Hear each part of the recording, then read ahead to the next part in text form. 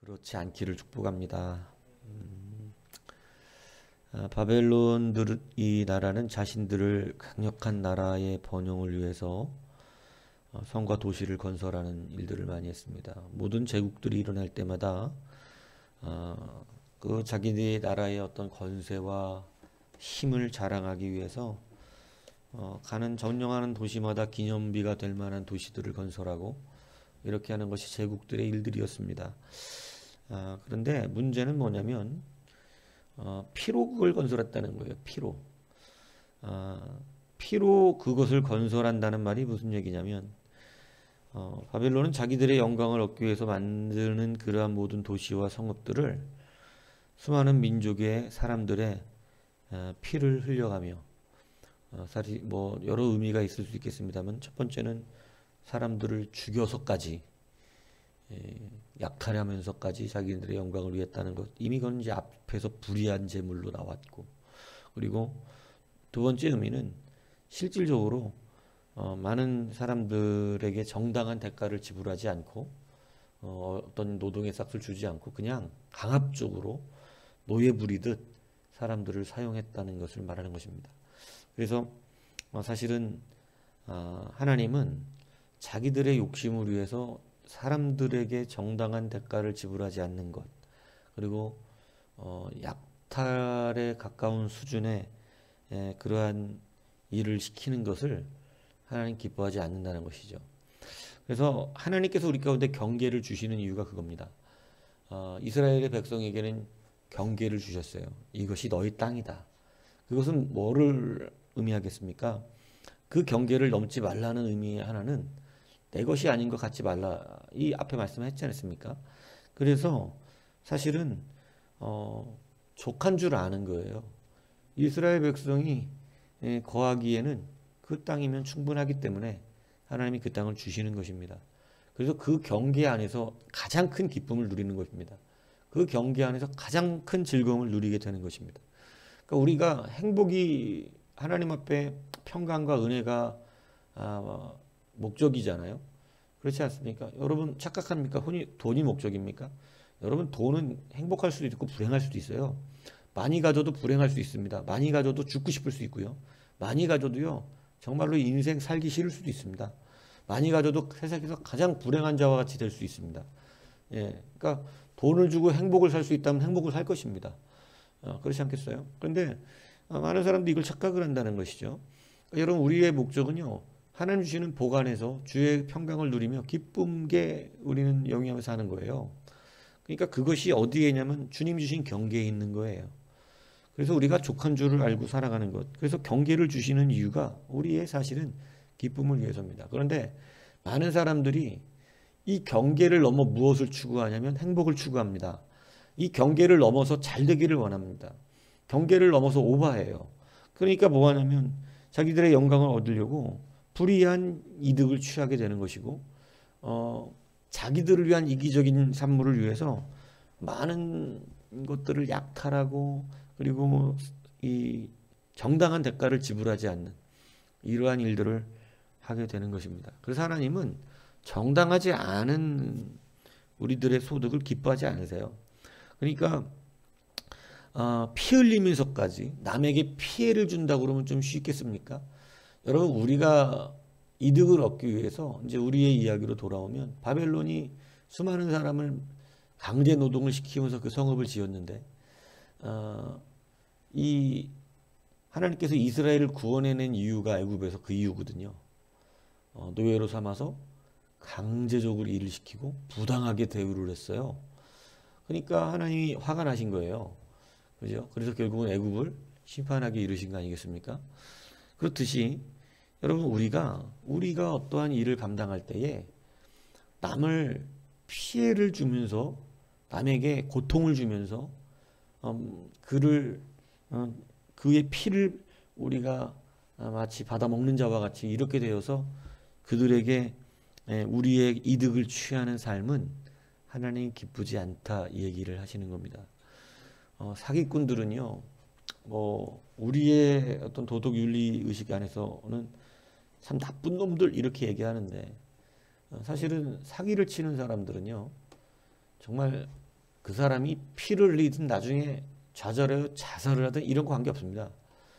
그냥 어떻게든지 뺏어 먹으려고 그러죠. 예전엔 기업원터라는 게 있었습니다. 여하튼 부당한 방법으로 그 기업을 자기네 것을 만들어 버려요. 유망한 기업들을. 그래갖고 막 대기업의 횡포도 있어서 중소기업을 뭐 거의 날로 먹는 경우도 있었고, 그렇지 않습니까? 뭐 주가 조작하는 사람들, 그죠? 거의 뻥이죠. 막 그런데 그런 주가 조작을 해서 자기들은 이득을 먹고 피해자를 발생시키는, 이게 여러분 다 뭐냐면 남의 피를 흘리게 만들면서 자기들의 이득을 취하는 이 세상의 방법입니다. 기독교의 윤리는 이것이 아닙니다. 기독교는 남의 등을 쳐먹는 그러한 기독교 윤리가 아니에요. 우리는 경계가 있어요.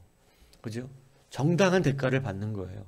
그래서 하나님은 이스라엘 백성들에게 너희들의 지게표를 옮기지 말라. 지게표가 뭐냐면 자기 땅을 조금이라도 더 가지려고 살짝 와서 이 자기 땅인 것을 표시하는 말뚝을 남의 땅에다 더 멀리 갖다 박아놓는 거예요. 그리고 우기는 겁니다. 이게 내 땅이라고.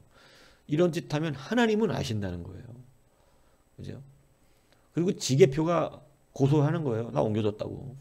그러니까 여러분, 숨길 수가 없는 죄가 되는 것이죠. 오늘 이 바벨론은 하나님의 화를 받는 이유가 뭐냐면 바로 피값으로 성읍을 건설했다는 것입니다. 피값으로. 그러니까 이 피값이 굉장히 하나님 불편해 하시는 것 중에 하나예요. 왜냐하면 인간의 피값이 여러분 사실은 그리스도로 치러지기 때문에 그렇죠. 여러분, 그런데도 불구하고 이스라엘에도 그런 사람들이 있었다는 거예요. 뭐냐면 이스라엘 아주 악한 왕들 보면 자기들의 성소의 모든 것을 만들기 위해서 여러분 사람의 피를 흘리게 하는, 그러니까 미가서 3장 10절에는 시온을 피로 예루살렘을 제약으로 건축하는도다. 그러니까 이스라엘 백성의 왕들 가운데도 백성들을 착취해서 자기의 영광을 나타내기 위한 성들을 지을 때 피로 죄악으로 건축했다 이렇게 말합니다. 하나님 기뻐하지 않아서 그들을 결국 심판하시지 않습니까? 여러분, 피값은요 반드시 찾아요, 하나님께서. 그래서 사람의 피면 사람에게서, 짐승의 피면 짐승에게서 피값을 찾는 거예요. 그렇기 때문에 여러분, 부당한 이 하나님 피에 대한 좀 각별한 우리 말씀을 하시지 않습니까? 그러니까 오늘 이 바벨론이 취한 영광은 결국은 부당한 피값으로 취한 영광이기 때문에 하나님께서 그 피값을 어떻게 내시겠다는 거예요? 찾아내겠다는 거예요. 니들 피값으로 갚아, 이렇게 말씀하시는 것이죠. 그러니까 여러분, 이게 얼마나 무섭습니까? 오늘 교회의 일도 마찬가지입니다. 교회의 일은요, 막 개인의 욕심을 위해서, 목사의 무슨 욕심을 위해서 교회가 뭐 하는 거 아닙니다. 교회가 개인적인 야망을 하기 위해서, 그래서 여러분 우리가 전도도 정직해야 된다고 말하는 것이죠. 과거 보면 막 그런 교회가 막 붕붕할 때 조그만 교회들이 많이 문을 닫는 경우가 왕왕 있었어요. 뭐냐면 교회가 겨우 개척해서 몇 사람 막 몇십 명, 이제 겨우 몇십 명 모여서 막 할 때 그 지역에 유명한 교회들이 들어오는 거예요. 막 그러고 나서 사실은 거의 횡포적인 전도를 합니다. 막 우리 교회만 구원이 있는 것처럼 전도를 해요. 그래서 이 큰 교회는 굉장히 유리한 게 많죠. 뭐냐면 거기에는 모든 게 갖춰져 있잖아요. 그죠? 뭐 쉽게 얘기하면 반주자도 없는 교회 무반주로 반주 찬양하는 게 은혜롭겠습니까? 뭐 온통 다 그냥 프로들이 거기다가 그냥 음악만 들어도 완전 사운드홀에 와 있는 것 같은 그러한 음악을 들으면서 찬양하는 게 은혜로울 것 같습니까? 여러분, 사람들이 진짜 은혜를 모르면, 그러니까 이 껍데기 은혜를 하면, 여러분 은혜를 찬양에서 찾는 게 아니라 다 껍데기에서 찾아봐도 이렇게 다 가짜거든요. 여러분, 찬양은 그렇게 은혜를 받는다 그러면 그건 거짓말이에요. 그게 음악의 퀄리티가, 음악적 퀄리티가 좋은 것이지 은혜는 거기서 받는 게 아니거든요. 그런데 이런 은혜들이 다 착각됩니다. 그냥 막 다 갖춰지면, 그러니까 여러분, 그래서 예전에 성령을 받지 않은 우리 자녀들 내가 교육할 때 보면 그냥 현란하고 빠른 음악이 은혜가 있다고 착각하는 거거든요. 은혜 그렇게 받는 게 아니에요. 은혜는 성령의 감동으로 받는 거지. 근데 그걸 모르니까 여러분 그런 데서 막 교회가 갖춰진 거 이렇게 하면 사람들이 다 떠나가는 거예요. 그리고 그런 아주 강포한 전도들을 해서 교회가 성장한 데들이 꽤 많았습니다. 여러분 그거 하나님 기뻐하시겠습니까? 여러분 그것은 사도 바울이 얘기잖아요. 내가 남의 터 위에 집을 짓지 않는다고. 거기에서 전도하면서 많은 사람들 목회하면서 어렵게 전도해서 하나의 교회의 터를 세웠는데 사도 바울이 가서 그거 뺏을 수 없잖아요. 그러니까 남의 터 위에 교회 짓지 않는 거거든요. 그래서 그게 조금이라도 남아서 교회를 개척할 때는 주변 교회에 이렇게 정해진 거리가 있어요. 거리가. 예. 근데 지금 워낙에 교회가 많으니까 그런 거리가 지켜지질 않는 거죠. 예. 근데 그런 여러분 교회 안에서도요. 결국은 피를 흘리며 부흥하는 교회들도 있고. 그죠? 이렇게 된다는 것이죠. 그러니까 어떤 그 학자들은 대형 교회가 그냥 이렇게 막 뭐 분할하는 걸 굉장히 뭐 우리는 대단하다고 보지만 사실은 대형 교회가 분할해서 이렇게 딱 들어오면 사람들은 그 교회를 자주 그냥 가요 또. 그러니까 이게 결국은 이래도 잡아먹고 저래도 잡아먹는 거예요. 그러니까 이제 그런 것을 아주 부정적으로 안 좋아하시는 분들도 있어요. 근데 여하튼 뭐 세상이 엉망진창이기 때문에 뭐가 맞냐 오냐 참 힘든 시대지만 여러분 여러 뭐 하여튼 한 가지는 분명합니다. 남의 등 쳐먹고 살면 안 된다는 거예요. 예. 남의 등을 쳐먹고 여러분 부당하게 남의 피를 흘리면서라도 내 이득을 챙기는 것은 근데 여러분 이게 우리의 삶 속에서도요. 우리가 성숙하지 않으면 이런 갈등 속에서 이런 결정을 하는 경우가 있습니다. 이거 하면 안 되는데 이러면서 하는 경우가 있어요. 예. 그러니까 그런 거 하나님이 기뻐하지 않는다는 것입니다. 바벨론은 이것이 너무나 도를 넘었다는 것이죠. 그래서 교회의 건축도 마찬가지입니다. 교회 건축은요. 돈을 똑같이 걷더라도요. 피 흘리게 하는 게 아니에요. 교회는 자발성이 있어야 돼요. 여러분 교회는 공산주의와 우리 기독교의 차이가 거기가 있는 거예요. 공산주의는 강제로 강제 분할을 하죠. 강제로 모든 것을 동일하게 하죠. 그거는요. 하나님이 기뻐하시는 게 아닙니다. 강제로 똑같이 만드는 게 아니라 자발성이 필요한 거예요. 민주주의는 자발성을 말하는 거예요. 자율. 그래서 자율하게 하는 것이죠. 하나님도 그것 때문에 예수님 보내신 거예요. 율법적으로 관계를 맺고 싶은 게 아니라 사랑으로. 그래서 하나님을 사랑하게 하는 것으로. 이웃을 사랑함으로 섬기는 거죠. 기독교는요. 성경에 보면 그래요. 출애굽기에서도 성막을 만들고 성소를 만드는데 여러분 하나님께서 뭐라 그러냐면 자원하여 갖고 오라 그랬어요. 원치 않는 사람 안 갖고 와도 된대요. 하나님이 다 그거 무조건 저기 시킨 게 아닙니다. 무슨 얘기인지 아시겠어요? 자원하는 자가 갖고 와서 성소를 지르는데 이게 얼마나 많이 갖고 왔던지 출애굽기 36장에 보면 나중에 모세가 그만 가져오라 그래요. 너무 차고 넘친다고. 그만 가져오라. 이 정도입니다. 교회가. 원래 교회는 이 정도예요. 그만 갖고 오라 그럴 때까지 자기네들의 자원함이 있는 거예요. 근데 여러분 이거하고 공산주의는 완전 다른 거죠. 초대교회도 마찬가지입니다. 여러분 성령이 충만하고 말씀이 흥황하니까 여러분 알아서 다 자기의 재물을 자기 것이라는 사람이 없을 정도가 된 것뿐이에요. 그걸 뭐 강제로 한 겁니까? 여러분 분명히 아십시오. 그래서 자발적으로 일어나는 거예요. 교회 일은요. 우리가 교회당이 필요하다고 하면 강제적으로 떠맡기는 게 아닙니다. 이게 뭔 얘기인지 이해가세요? 그러니까 때로는 그런 거에 우리가 분노했던 거죠. 막 그냥 떠맡기는 식의 이런 거. 그렇게 하면 안 돼요. 원치 않는 사람은 안 하는 거예요. 주의 성소에 동참하지 않는 것뿐이에요. 그러니까 안 해도 돼요. 그런 사람은. 자기가 뭐 하기 싫으면 어떻게 하겠어요. 그러나 자발적으로 하는 거예요. 내가 주 안에 은혜가 있어. 마음이 움직이는 자들이 하는 것입니다. 그것이 바로 교회 원리예요. 그래서 교회 건축도 사실은 자발성으로 하는 것이죠. 자발적으로 안 되면 못 하는 거예요. 그러니까 여러분 우리가 이 피로 성읍을 건설하는 이 바벨론에 하나님이 얼마나 분노했는가를 다시 기억하시고 여러분 우리의 일상에 이 일이 너무나 비일비재하게 일어날 수 있다는 것입니다. 그죠? 정당하게 하십시오. 남에게 정당한 대가를 치르셔야 됩니다.